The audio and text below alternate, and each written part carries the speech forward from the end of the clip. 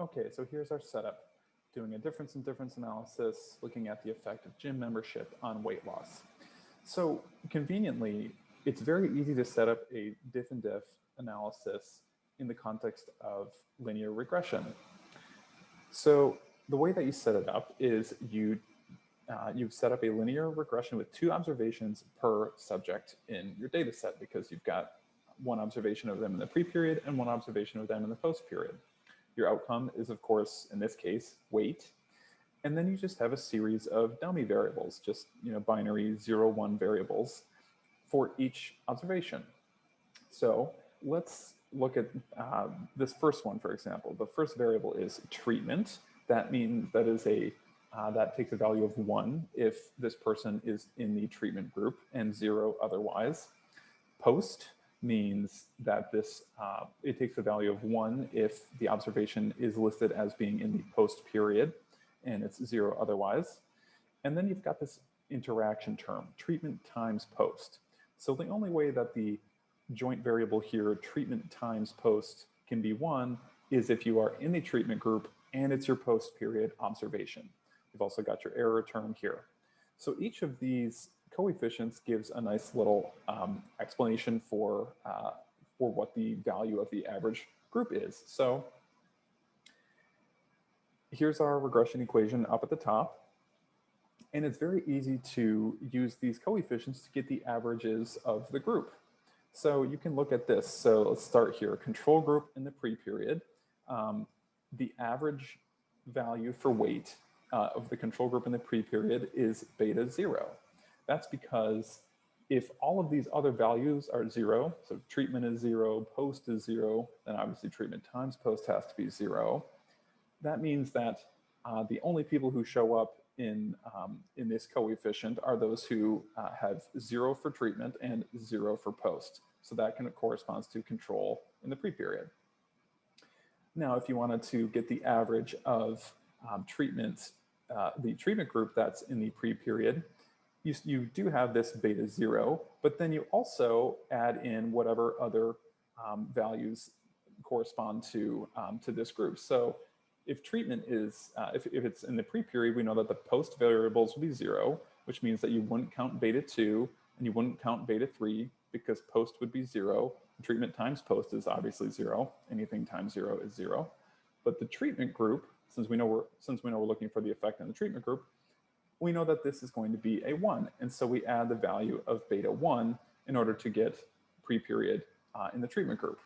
So this leads us to our first difference. We know that the difference between the treatment group and the control group at baseline or in the pre-period is equivalent to beta 1, which is a really sort of a nifty, elegant way to be able to describe your data. The next thing that you do, and I won't walk through each of these, you can apply that reasoning. Anytime it's treatment and post, you apply, you add a 1 if it's equivalent to if treatment is true, and a 1 if post is true. So the other difference that we want to get is the treatment group, which is all of these variables put together, and the difference between this and in the control group in the post period. That's the second difference. So the difference in difference model assumes that there are going to be two differences. That's the second one that we want to look at. So in that case, that's represented by beta 1 plus beta 3. So let's just put some numbers on this for a bit of ease. Oh, and then last thing of crucial importance here, the number that we really care about is beta 3. And it's useful to take a minute to think about why. So beta 3 tells us that separate from being in the treatment group, which as we talked about, maybe people in the treatment group had some difference in baseline, maybe as we said, maybe they had higher levels of diabetes, and so we want to difference out whatever that was at baseline. And then of course we would expect that the post period might be different than the pre-period, so we have this beta 2 to handle that. So what we really want to know about is what is the effect of being in the treatment group and being in the post period. And that's represented by this coefficient beta 3. So in our case, let's put these numbers in there. And this is how we get the difference in differences estimate. So the numbers that we were given, let's take the control group first here. So this first column of data. In the control group, we know that their post period was 147 and their pre-period was 156, which means that on average, the control group lost 9 pounds. Got a -9 there.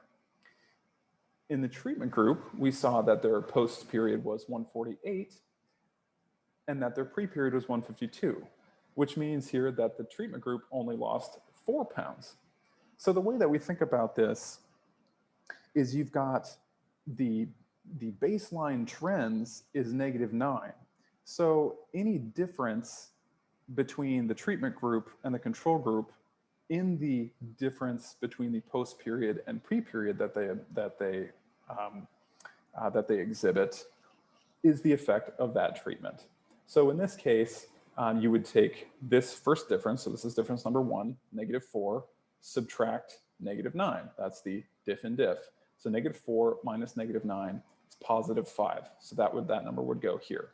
The other way to do it is to take the treatment group in the post period minus the control group in the post period. That's a 1. 148 minus 147 is 1. 152 minus 156 gives you a -4. You can do it either way. You can either subtract this difference or this difference from this difference, or you can subtract in this column. So 1 minus -4 gets you +5, and the same with that -4 minus -9 gets you +5. So we know that in our model, beta 3 will be equal to +5. And what that means is that if of course the t statistic or the p-value indicates that the beta 3 is significant, what that tells us is that the difference in difference estimate is 5, and that means that the weight, that the gym membership actually did not reduce weight. In fact, on average, it increased the weight of the participants by 5 pounds. And we know that we've controlled for the other baseline variables that might be changing, nationwide trends, that kind of thing, because we have this control group. So that is the basics of the diff and diff model.